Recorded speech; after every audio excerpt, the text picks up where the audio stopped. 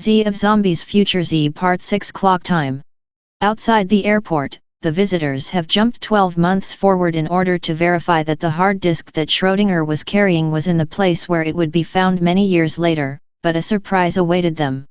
The airport, abandoned after a year after the zombie catastrophe and the fainting of the escape, now lay in ruins. The passing of time and devastation had left their mark in every corner.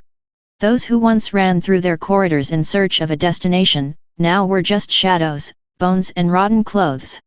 The broken windows allowed sunlight to leak, creating shadow patterns on the dusty soil.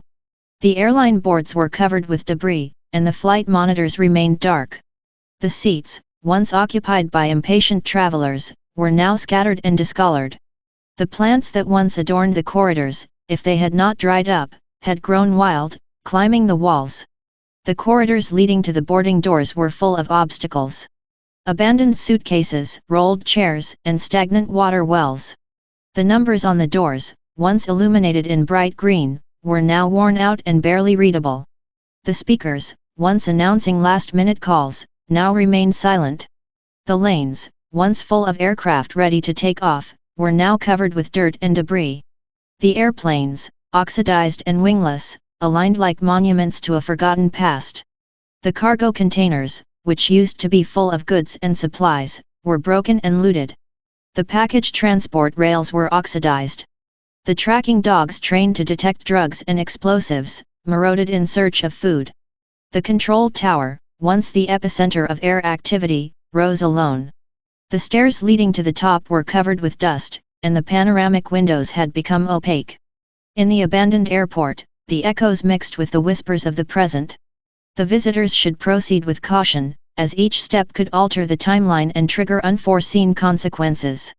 The vigilance sought, according to the coordinates that Mental had, the location where the hard disk would be found. They surrounded guns in hand, vehicles and hangars to a hangar bigger and stronger than the others. The doors were open, and the breeze brought an unhealthy fever of corruption coming from there inside. Sean whistled, Helen gave a few arcades, and Rafaela directly vomited explosively. Mental, imperturbable in its robotic condition, interpreted the situation and said, "It would be better for you to retreat and wait at a prudential distance while I carry out the verification."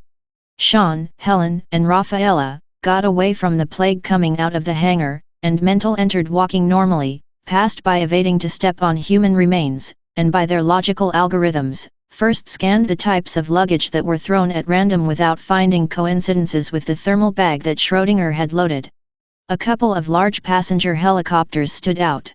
Mental entered the nearest apparatus.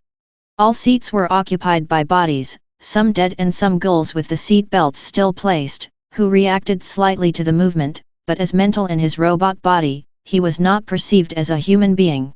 Mental found coincidences between the thermal bags he was looking for and one that was at the feet of the remains of a body that still held between the bones of the dead fingers a bottle of whiskey. The other visitants observed from a distance, their faces reflecting a mixture of bullshit and curiosity. Sean, Helen, and Rafaela knew they were at a crucial point in the mission. Time stretched like a spring that could hit them in the face if they could alter their destiny. Mental picked up the thermal bag carefully, as if he feared to disrupt the timeline. The object was intact, its hidden contents to the naked eye, vacuum. What would have been the hard disk that Schrödinger was carrying, if he had taken it with him? Mental quietly and methodically reviewed every possibility space where the disk could be found, until it exhausted all the possibilities without success. He ran a probability analysis that he decided to ask the team members. Under the grey sky, Helen was the first to see Mental approaching with her seemingly unstoppable naturality. Sean to Mental, "Tell me you bring good news." "It is not yet possible," replied Mental, "because the disk is not located at the original meeting site. I assume we have to consider a contingency plan." "I have it," said Rafaela suddenly with a smile between thirsty and funny. Helen and Sean shook each other. "Now that bitch bit you?" asked Helen. "Whatever idea you have, we can consider it," said Sean. Obviously, and although we haven't talked about the subject, in order not to influence the temporal natives, but Mental downloaded copies of all the systems it had at its disposal, including disk data, so we could do an exact duplicate, put it in place and solve its absence. And after securing the target, we would investigate that it was from the original disk, said Helen. But, Sean, where we get the elements if everything is in ruins? It will be very difficult, replied Sean. Yes, that has a degree of probability that tends to zero in the present circumstances, intervened Mental, but fortunately we have multiple options.